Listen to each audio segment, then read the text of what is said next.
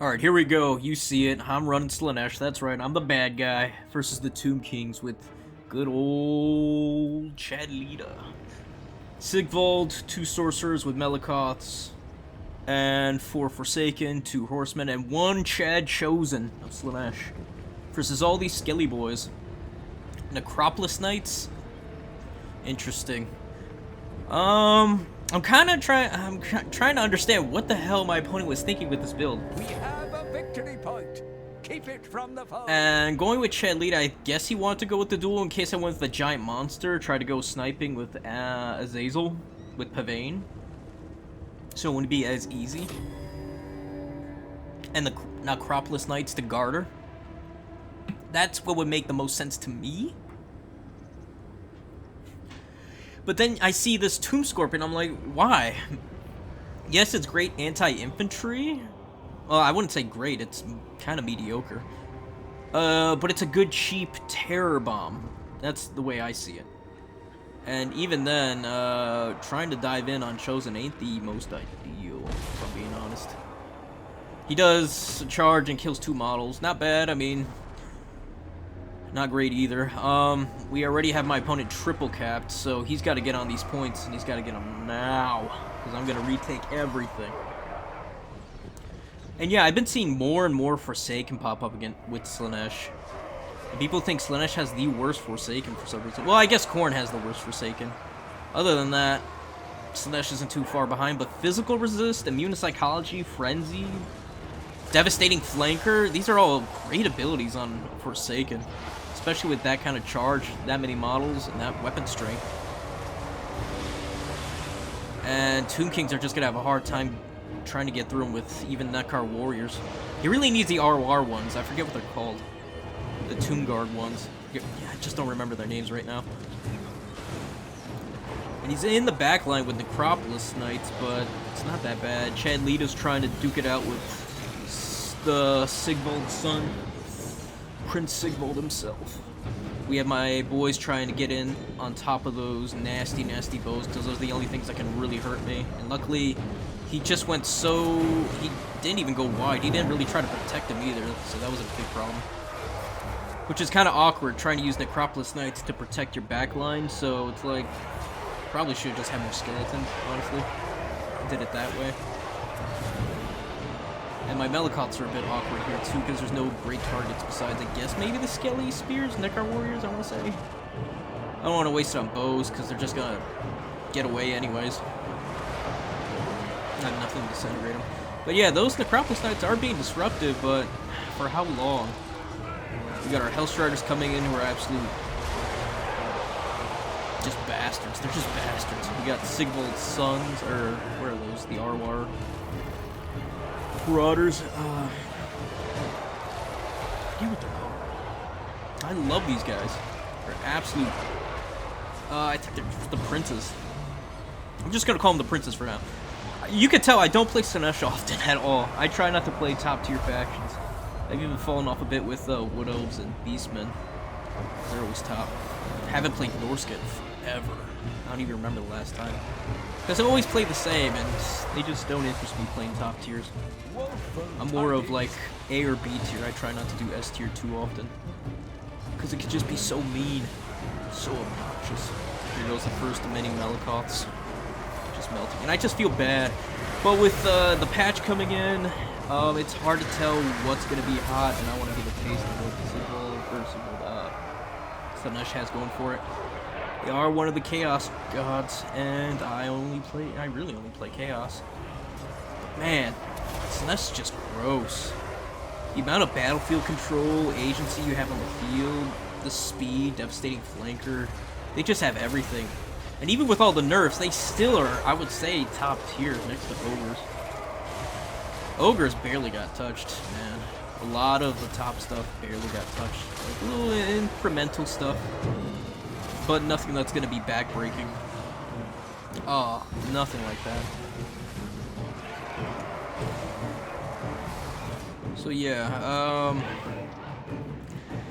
I just don't know how Tomb Kings deal with this. I honestly thought he was going to go double Sphinx, because that seemed like the best way to deal with any of my Marauders or Chosen of Chaos Warriors, my bad. Or even Chosen, yes. But he didn't. He went with this build. I was expecting Cetra or Arkan. Usually those are your two, Cetra on the Sphinx, Necro Sphinx, and then just go at it. Yeah, this Tomb, I don't understand the Tomb Scorpion. I think that's a big misplay there. I'd rather have like 4 skeletons to block off and defend my archers, who are actually going to be the biggest winners here. But this is all hindsight, right? I guess maybe he thought I was going to go Chaos Warrior spam. But no, Forsaken are plenty. Easily enough to deal with a lot of the nonsense Tomb Kings bring. We're taking a lead with not only points, but the value as well, and Tomb Kings really don't like that. They really don't need that. My 16 to his 10, yeah, that's just bad news. He's even forced to use bows in combat. I know what's weird too? Marauder Horsemen and Slaanesh have devastating flanker. They can get up to 48, not 48 weapon strength, 48 charge bonus, which is nuts. So if they're hunting down something like some archers, they just absolutely destroy them if they get the flank or rear. That's so insane. And this just upsets me more. Remember when Slaanesh was bottom tier like 2 years ago, a year ago? I would say 2 years ago. Sitting there with Cord, no one knew how to play Slaanesh, and then all of a sudden, no one can stop them. And I don't even know if that was thanks to Pavane getting changed and a bunch of other stuff. Probably. Just price changes and everything. Yeah, Slaanesh has just been on a roller coaster. And they haven't even had their DLC yet. Watch, they're gonna get nerfed to shit once the DLC hits. Like, absolutely dumpster fire. Like, 2 or 3 months after the DLC. I guess not when the DLC hits, you know? CA's gotta make that money. Man, it's just... man. I kind of don't... I like it. I kind of like playing Slaanesh, but at the same time, I'm like, I don't want to betray Khorne. Because this is weird. Because this is like... This is just Khorne light, right? They're a little bit lighter. They're not as... They're kind of tough. But... it feels like they get so many more benefits compared to Khorne. And so many more tools. And they're just faster, too. Most of their cav is base, what? 95, 90 speed? Khorne's is like... minimum 70. Remember when Crushers were 62 speed? God.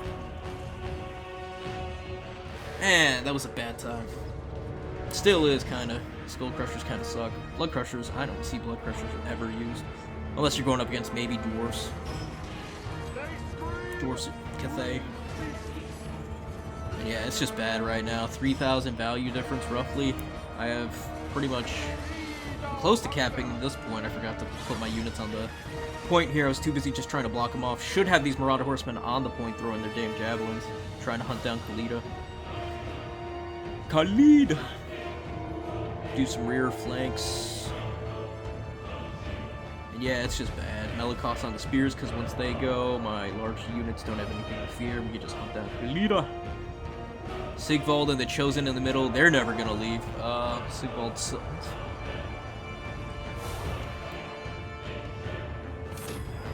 Yeah, I don't know. Sigvald's, they're... I forget what the hell their name is. ROR Marauders over there. They're absolute chads, able to beat back Sepulchral Stalkers. Well, not beat them back, but at least chase them off. You got more Forsaken now cycling into here. Damn, Forsaken feel good. Look at that, 63 weapon strength. 40 charge bonus. Tomb Kings don't like that. Don't like that at all. Finally getting on the point, we should be able to cap that. Trying to chase off Khalida, make her think twice, make her run away from the site, the point. The Princes of Perfection, that's what they're called. Damn, I'm a fool. Sorry, guys. Yeah, the Princes of Perfection, they'll be able to beat back Sepulchral Stalkers, no problem. That Perfect Vigor, the Musk, Silver Shield, Anti-Large, Immune to Psychology,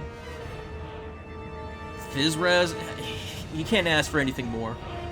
I thought they had Vanguard, too. That's how... absolutely crunk they are. They're just boss chads. Here we go, got Forsaken. Finally sends in the first Sphinx that I was expecting. Somebody in his Ushapti. We could just dodge all this. I mean, we have the points. He has to fight on it. And we're gonna keep fighting on it. We're gonna pick our fights. We got a bunch of... I was gonna say Flesh Hounds. I was also gonna say the Man-Eaters. Ugh, I don't know why. See, this is how long I have not played Slaanesh. Jeez. What are those things called again? Damn. We'll figure it out in a second. Forsaken jumping into combat. My Marauder Horsemen throw javelins in the Necropolis Knight. Trying to get rid of that thing as quick as possible.